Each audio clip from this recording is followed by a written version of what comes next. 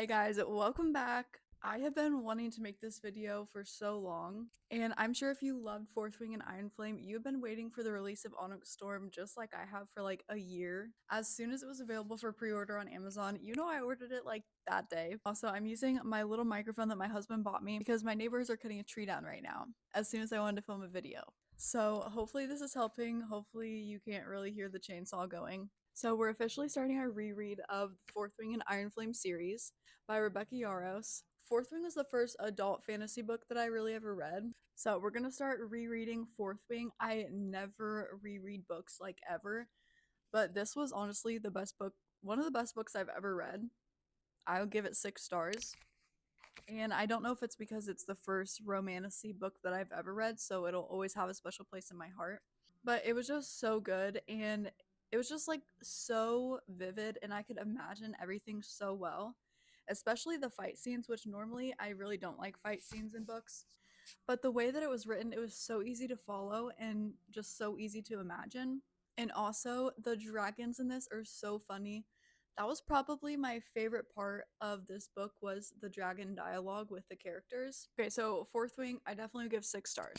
Moving on to Iron Flame. Iron Flame is a different story because I did not like this one as much. I know a lot of people didn't really like it. I think I gave this one 4 stars. There was just a lot of world building. It felt really slow. There was a lot of war talk. I feel like not a lot happened until the end. The ending I still really remember and I loved it. But I'm rereading both of these because obviously Fourth Wing was so good and I would want to reread it again anyways. But I definitely need to reread Iron Flame because it was so slow. I just kind of skimmed through a lot of it, not gonna lie. And I don't really remember much of the middle part of the book because I was just kind of just like glancing through it and wasn't really immersed in it. So I definitely need to reread this, but we're gonna start rereading Fourth Wing today, and I'm so excited. It's currently January 13th, so hopefully that gives me enough time to finish both books before the third one comes in the mail. Also, adding this a little disclaimer, this is for the people who have read Fourth Wing, Iron Flame, and Onyx Storm, or if you're currently reading them, because there are spoilers. I'm not holding anything back. I'm just saying my thoughts, my theories. So this is kind of like book club discussion. So only watch if you've already read all of these.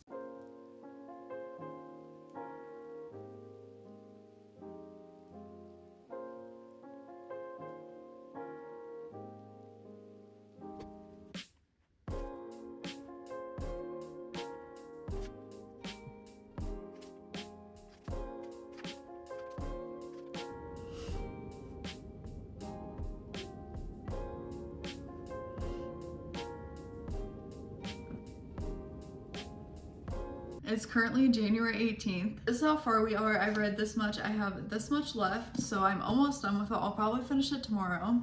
And then that'll leave me like 3 or 4 days to finish Iron Flame before Onyx Storm comes out.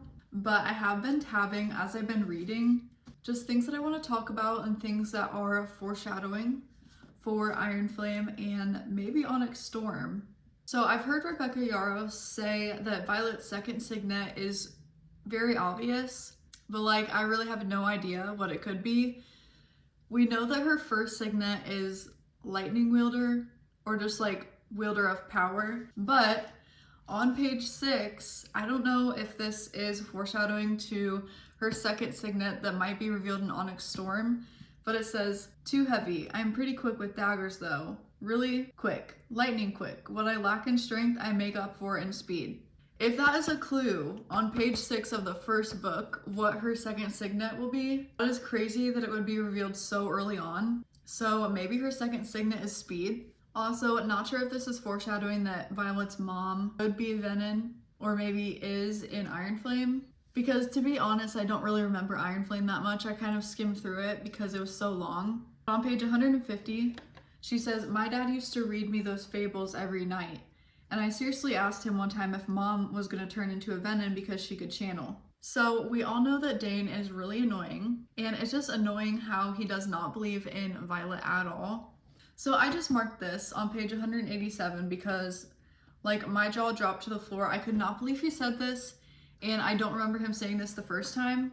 It was in the conversation where Xaden and Dane are talking. Xaden had bent the rules to save Violet, in the threshing field. And Xaden asks, and out of curiosity, would you have, let's say, bent those rules to save your precious little Violet in that field? And Dane says, eventually, no, I wouldn't have, because he likes following the rules more than he cares about Violet. And then on page 225, I don't know if this is foreshadowing that Xaden can read minds, or if this is just foreshadowing their bond of talking mind to mind, because she says, I'm alive, I'm alive, I'm alive. She's saying that in her head, and then Xaden says out loud, yes, you're alive.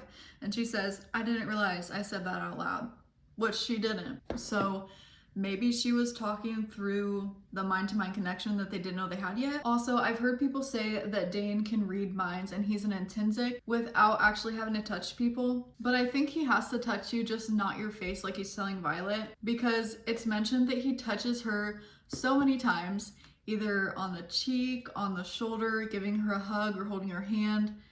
I think every single time he's touching her, he's reading her memories, because then it will make a comment about like the way he looks at her or the way his face is, like he is reading her thoughts. I also want to say that I just love the dialogue in between the characters. I love the mind-to-mind talking between Xaden and Violet. It's so funny. And their flirting with each other is also really funny. And also Tarn and Violet's mind, that inner dialogue is just the best. I don't know how Rebecca Yarros comes up with this stuff, but the reread of this is so fun. I was not expecting to enjoy it as much as I am, but now, since I've already read both the first two books, I know what to expect, I know what's gonna happen, and I can see the clues and stuff telling me that what's gonna happen.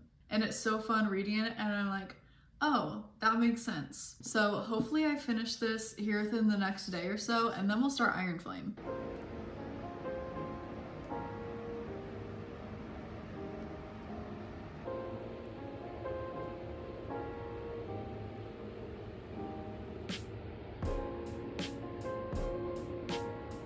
Let's get ready for the day and just do some makeup while we talk about the end of Fourth Wing. I finished it this morning. My husband's sister texted me and was like, have you ever heard of this app called Hoopla? And I've never heard of it, so I went and looked it up, and it's basically like the app called Libby. If you've ever used that to borrow books, ebooks from the library or audiobooks, it's basically like that, except for I think it's only audiobooks and you don't have to wait in line, but you put your library card information in there and then you can borrow audiobooks. And just like Libby, it will auto return it for you. So when I was looking for the Fourth Wing book, they had the regular audiobook with just the single narrator, and then they had the dramatized version, which is basically like listening to it on a TV show. So I got the dramatized version. I think I had an hour left in the book, which was about 40 pages. So I listened to the rest of Fourth Wing on audiobook this morning, and let me just say, it was amazing. I was not expecting to like it as much as I did, because I'm a really visual person. I have to like see the words in front of me to really understand what's going on. Listening to stuff, I don't really remember or comprehend what is happening. So that's why I don't really like audiobooks, but listening to the dramatized version was so much fun. They have different voice actors for the different characters, and there's also music playing like during the fight scenes or during emotional things. There's music playing in the background just like there would be for a TV show or a movie. So it really was like watching a movie in your head. And I think that the fight scenes written in Fourth Wing are really a lot easier to understand than a lot of fight scenes in other books. But I think listening to this dramatized version of the fight scenes made it so much even more easier to understand. And it was just so easy to picture everything that was happening. I will say that it was a little bit anime-ish. Like, if you know how anime voice actors sound, it did kind of sound like that, but really that would be my only complaint. So I will definitely be listening to Iron Flame on the audiobook. It's currently January 20th.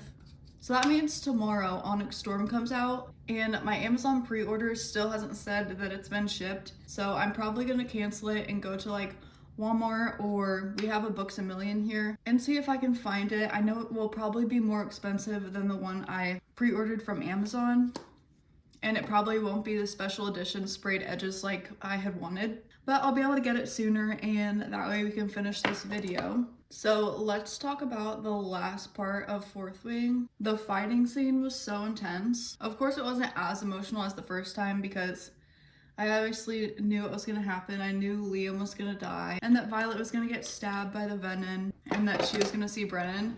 But let me say, the first time that I read Fourth Wing and Brennan showed up, I just like could not believe that. That was the biggest cliffhanger ever, and I was so upset that the book ended. Like, how are you just gonna drop that bomb on us that her brother, who's been dead for 6 years, is actually alive still? I will say though, this time around, reading Xaden's point of view at the end whenever Violet is recovering from being mended by Brennan, his point of view of their love and just like his commitment to her was more emotional this time than reading it the first time, because obviously the first time we read it, you're like kind of seeing him through Violet's perspective as having just lied to her, so you kind of don't really like Xaden at that point. But after reading Iron Flame and now going back to his revealing his feelings monologue, it just makes it so much more emotional, because like now obviously I like Xaden, but the first time around reading this part, I didn't really like him because I thought he was just playing with her emotions and trying to use her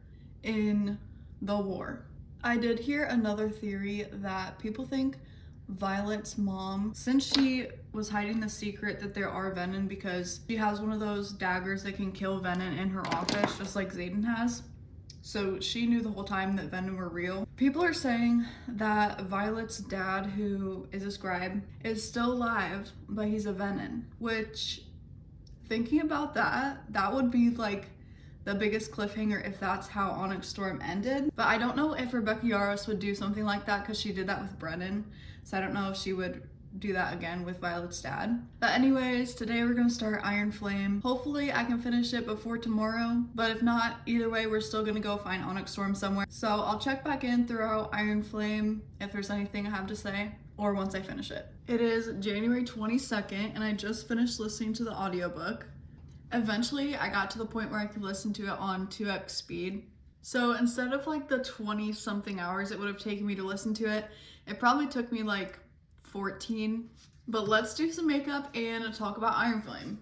So the first time I read it, I gave it 4 stars, and I definitely would still give it 4 stars this time. It just isn't as good as Fourth Wing. There's also just so much information throughout this whole book that it's kind of hard to keep up with. And there's like so many new characters. I remember the first time reading it, I was just like so confused the whole time, but the second time reading it or listening to it, I feel like I understand it a little bit better and I could follow it a little bit more, but it was still a little hard to understand at times. One thing I was confused about is whenever they're at Xaden's place and then bunch of cadets come there and some teachers come there, and it's like basically turning into another Basgiath War College. But I was just so confused even the second time, like what happened to Basgiath? Like why are they not there? And then I was thinking, are they only at this new place because they're also training and teaching the Griffin Riders? So let's talk about some theories that I've heard. So people think that Naolan, who was Tarn's first rider, who I don't ever think they flat out said that he died, but he was the one who gave everything to save Brennan. And they say that he gave everything so many times, but people are saying that he gave everything to turn himself into a venom so that way he could save Brennan, which I definitely, like, that makes sense. So I definitely could see that happening. Another one I've heard, which I'm not sure if I believe this one, but people are saying that Violet's hair is half silver because she's half venom. And that would also lead to the theory that her dad is venom and he is a scribe somewhere just hiding as a venom, because they say that the scribes were acting weird and walking with their hoods up and stuff. So I feel like the venom could be hiding among the scribes. And for Violet's second signet, there's 2 more that I think it could be. Either one, she's seeing ghosts because she sees Liam twice, or the other one, which I think is more likely, is her being able to see through people's eyes, because she saw through Andarna's eyes whenever she was showing her tattoo. And then during the last fighting scene, she was looking through Xaden's eyes at everything that was going on when he was fighting. If you are gonna listen to the audio, I will say it's a little bit cringy just because the fighting scenes are like super anime, especially the kissing scene. Just like the kissing noises and the breathing is very cringy and just like uncomfortable. But yesterday, since it was the release day of Onyx Storm, I went and got it. I'm glad I didn't have to look a ton of different places. The first place I went was Walmart and they didn't have it on the shelves. So then I decided to go to Meijer because I feel like they have a pretty good book selection. That's where I got it. But I was not expecting to get the sprayed edges version because I really wanted this one from Amazon. And I just thought they'd be selling the normal white pages at the stores. But I'm so excited to start it today. I'm pretty sure it's shorter than Iron Flame. So hopefully it might only take me like 3 days to finish it probably. But I'm so excited to see what happens now that Xaden is a Venin. And Jack Barlow's back and he's a Venin too. I'm just excited to see who else is a Venin because I have a feeling that they're not the only 2 people during the war that were turned Venin. And I really want to know how it affects Xaden and Violet's relationship. I don't know if he'll still have good intentions or if since he's a Venin, he'll turn into like the worst person, trying to be super powerful and like taking Violet down because she's also super powerful. I'm so excited to start this and I'll keep you guys updated.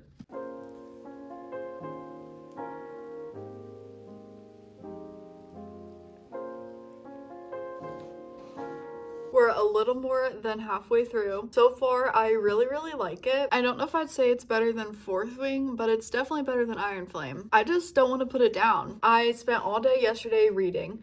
I probably read for like 8 or 9 hours. One thing I'm really shocked and surprised about is that we're learning that other people have second signets also. I think the adventure they're going on to try and find Andarna's kind of dragon is just so cool. It's so vivid, like I can picture it really well. I feel like the book so far is pretty easy to understand. In the beginning there was so many just like people and war talk that I was a little lost, so I was kind of scared that I was gonna feel the same way about Iron Flame because with Iron Flame I was lost like the whole time. Even the second time reading it, I feel like I didn't really understand the war talk part of it.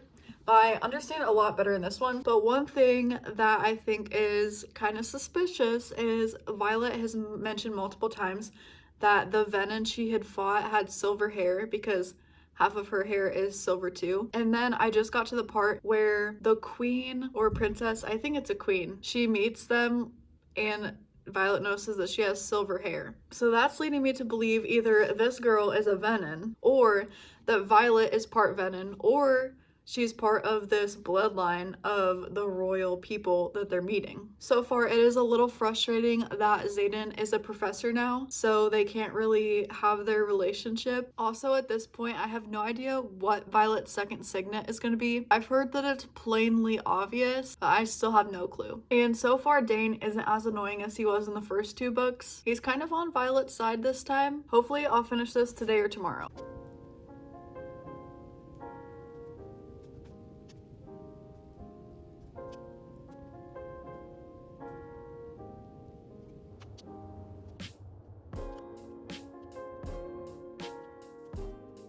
Okay, we finished Onyx Storm, and my final rating, I will give it 4 stars. So Fourth Wing was like a 5 or a 6 star for me. Iron Flame was 4, but after reading this, I think I'll bump it down to a 3. This one, I think it would have been a 5, but the ending just made me so angry that I think it needs to be a 4. Even though I just like could not put this down, this was such a good book.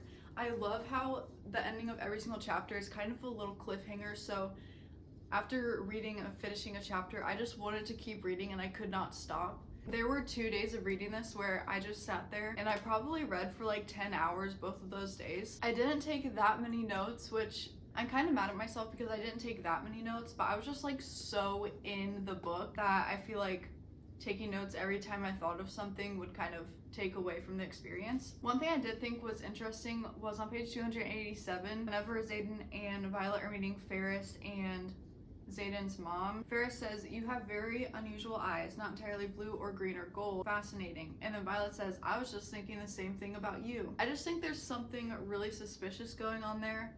And her dad was there. Now let's talk about Violet's second signet of the Dreamwalker. Rebecca Yarros had said that it had been mentioned multiple times of her second signet. I had no idea. Like, this caught me totally off guard. I did not expect her to be a dreamwalker.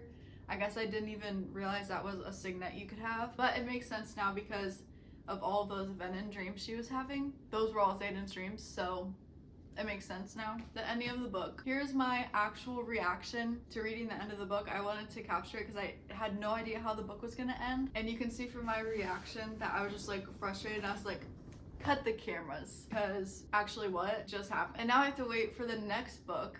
It's like so frustrating, but it's such a good cliffhanger that it's like, I want to be mad, but how can I be mad? But that just makes me so excited for the next book. So at the end, whenever Violet has her ring and Xaden's little note is like, it's yours now, I'm wondering, is she the ruler of Tyrandor now? He is hiding somewhere. And I have a theory that he went to the isle where there was no magic and he's hiding there. Or maybe he went back to his mom, because his mom wasn't the one who tried to poison everyone. She like still likes her son. And there's no way in the next book that Violet isn't going to go searching for him. I just think that they're so in love that I don't think they will be able to stay away from each other. And I also have a theory that, like how Darna broke the bond, Tarn and Sajal broke the bond so that way they could hide Xaden away safely. And then if he gets healed or they find a cure, then maybe they can all bond back together. But I also think that's why she can't speak to him or feel him. Either he's too far away or they don't have their bond anymore. Or maybe since he turned Venom,